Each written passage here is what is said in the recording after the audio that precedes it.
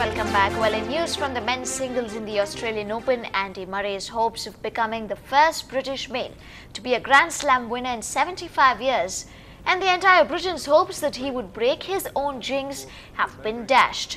And Serbia's Novak Djokovic beat Andy Murray 6-4, 6-2, 6-3 to win the Australian Open for the second time in 3 years. Djokovic was firmly in control from late in the opening set and has dedicated his win to his family, to Serbia and the victims of the Australian floods. He won the Davis Cup for his country in December, and now he's given them... I would just like to everybody to remember the victims of the floods in these 2 weeks. Of course, we try to contribute as much as we can, and just a little gesture of remembering those people who suffer a lot. So they are not alone.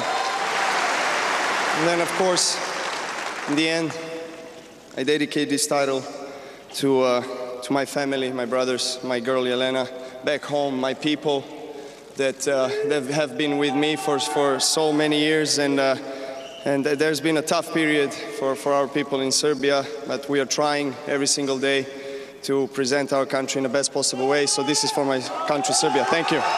And Supermom Kim Clijsters was crowned the women's singles champion yesterday. Clijsters was up against Lena, who was the first Asian woman to reach the final of a Grand Slam. Clijsters beat her in 3 sets, 3-6, 6-3 to 6-3.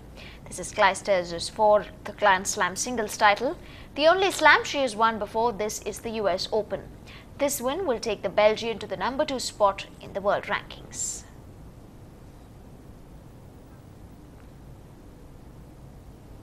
And well, there might still be some hope for the cricket fans in Kolkata.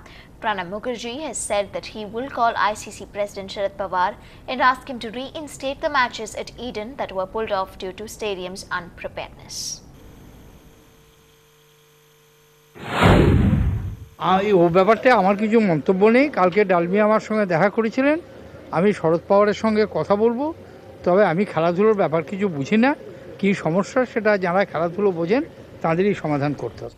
And over to some football news now. Well, India is yet to put another stamp on international football, with Indian entrepreneur Ahsan Ali Sayed acquiring the Spanish Premier Football club Racing de Santander. After weeks of negotiation, Sayed took over as the owner of the Spanish club on Saturday. The Bahrain-based businessman is said to have spent at least close to 250 crore rupees to buy this team. And thus, with that, Sayed becomes only the second Indian to fully own a European club after Venky's took over Blackburn Rovers recently.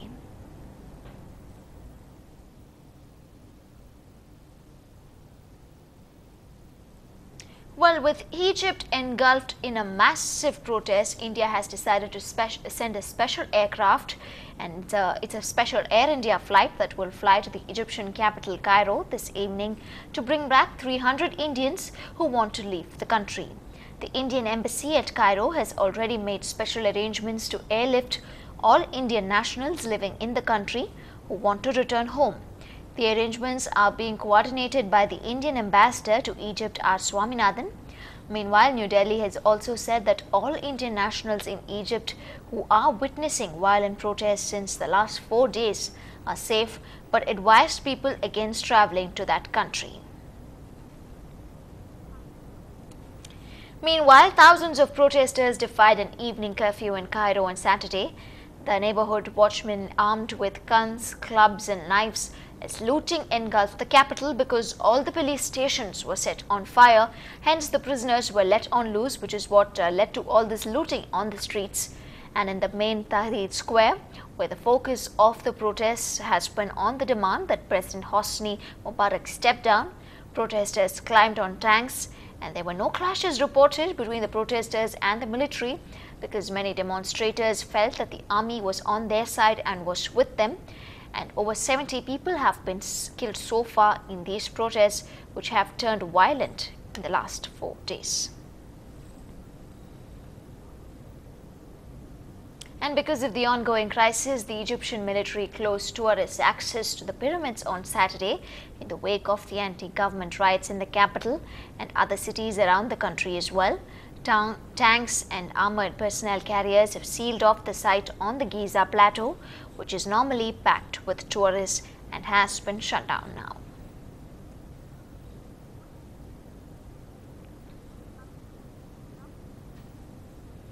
Well, as India marks the death anniversary of Mahatma Gandhi, a group of children in Chennai held a peace mela today. The children held a procession along the Marina beach to spread the message of peace.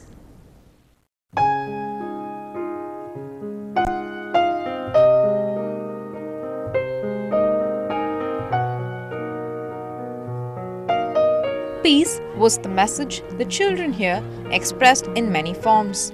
With symbols and images identified with peace, they highlighted Mahatma Gandhi's ideology of non-violence.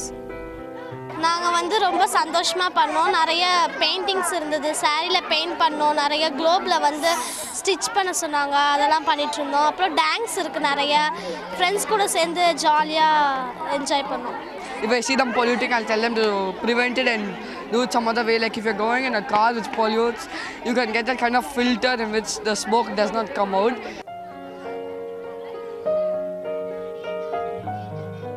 The workshop was not just about the need for peace, but also about empowering the children to spread the message. And the process is about getting young people to think about what is peace and what is violence in my life. That children feel very disempowered in their lives. It's like the government must do something, the parents must do something, the school must do something, the family must do something. But I was always focused on what can you do. It is everyone's wish to live in a peaceful world, but that's not what we see around us now. The Peace Mela by children, let's hope, will spread the message across communities for a better world. In Chennai, Pratiksha for Ndtv-Hindu. And that's all from me at the moment. Coming up now is your news in Tamil. Stay tuned with us.